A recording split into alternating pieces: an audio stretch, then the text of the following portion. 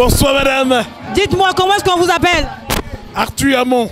Arthur Hamon, dites-moi un peu. Quand la CAN a commencé, on n'était pas vraiment sûr que la Côte d'Ivoire allait gagner. Comment est-ce que vous sentez aujourd'hui quand vous voyez que la Côte d'Ivoire a reçu cette victoire? D'abord, moi, je vais demander pardon à l'équipe parce que je les avais enterrés.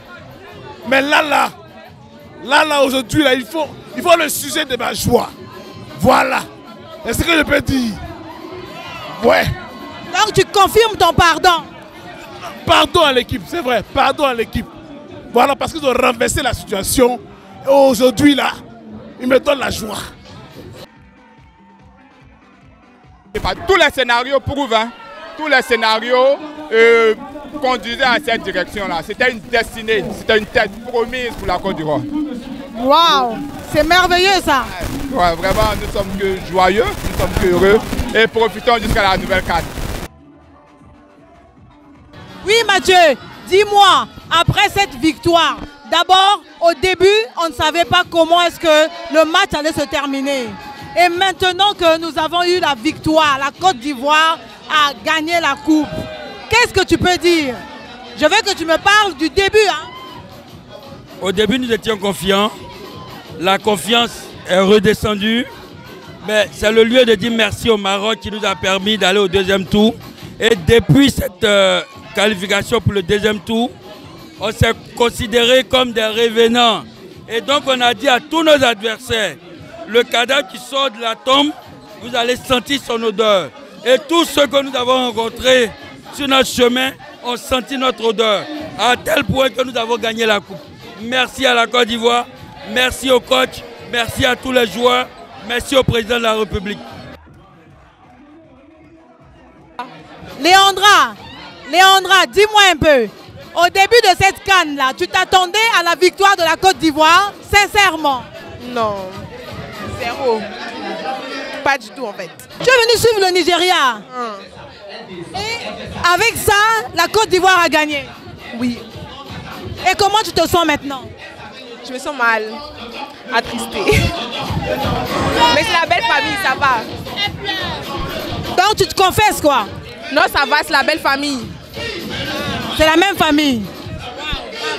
Merci. Je m'appelle Brou Amande, je viens de la Côte d'Ivoire. Je suis dans une émotion pas possible parce que mon pays vient de remporter la CAN. C'était inespéré, c'était désespéré, mais on a remporté, on a relevé les défis, on a montré à l'Afrique entière qu'on est des champions. On est des champions. Bonsoir. Bonsoir. Comment est-ce qu'on vous appelle? Sarah. Alors Sarah, dites-moi un peu, au début de la CAN, on ne s'attendait pas à ce que la Côte d'Ivoire puisse gagner cette coupe. Alors, qu'est-ce que vous pouvez nous dire par rapport à ça? La CAN est surprenante, elle nous surprend chaque année et cette année c'est la meilleure CAN qu'on a pu voir. Wow, c'est la meilleure CAN, vous dites? Pourquoi? Parce que moi je supporte la Côte d'Ivoire. Bonsoir les filles. Bonsoir. Est-ce que vous pouvez me dire comment est-ce que vous appelez chacune? Yasmine. Kadidia et Yasmine. Alors, j'aimerais avoir vos impressions. Au début de la game, on ne s'attendait pas à ce que la Côte d'Ivoire puisse gagner cette vie. Moi, mon père m'a dit, on va gagner 2-1. On a gagné 2-1. Donc, dès le début, j'étais sereine. Waouh, bravo. Et toi? Moi aussi, j'avais espoir. Hein. Je ne suis pas ivoirienne en fait, je suis gambienne. Mais je suis pour la Côte d'Ivoire, moi. Voilà. Oh, bravo. Quand même espoir, même s'ils ils ont déjà gagné 1-0, on avait espoir. On savait qu'on allait gagner, la coupe ne bougera pas, ça reste chez nous, c'est ça qui est arrivé. Qu'est-ce qui faisait que vous puissiez croire? Parce que il y en a. Justice de Dieu, il y en a toujours.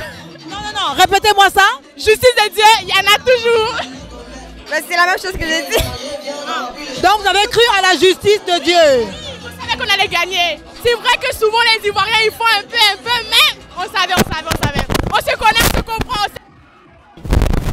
J'espère que la CAN 2025, ça va être le Congo qui va le remporter. 2025, ça va être le Congo. Ouais. Justice de Dieu. Justice de Dieu, il y a. Comment tu t'appelles? Maria.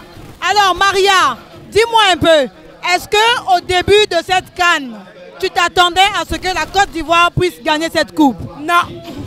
À cause du 4-0, mais après on a gagné, c'est ça l'essentiel. Dites-moi, comment est-ce qu'on vous appelle? Béatrice Zako. Béatrice Zako, dites-moi un peu, qu'est-ce qui s'est passé entre le Maroc et la Côte d'Ivoire? C'est une histoire d'amour. Vous savez, le Maroc et la Côte d'Ivoire sont deux peuples frères depuis très longtemps. Et je voulais vous dire que pour aller au Maroc, les Ivoiriens n'ont pas besoin de visa. Alors, oui? Nous, quelqu'un qui nous fait exempter de visa, c'est vraiment un frère qu'on apprécie beaucoup. Mais ce qui est arrivé dernièrement, c'est que la Côte d'Ivoire était totalement éliminée. On n'était même pas, on n'avait pas d'espoir. Et le Maroc a joué un dernier match qui nous a favorisés. Alors depuis, le Maroc et la Côte d'Ivoire, nous sommes frères à vie. Waouh, donc on peut dire que c'est le Maroc qui a fait une passe à la Côte d'Ivoire pour cette finale. Bien sûr, le Maroc n'a pas fait seulement une petite passe. Le Maroc nous a soutenus. Même aujourd'hui dans la salle, il y avait beaucoup de Marocains qui étaient là pour nous. On vous dit merci le Maroc et merci aussi à vous.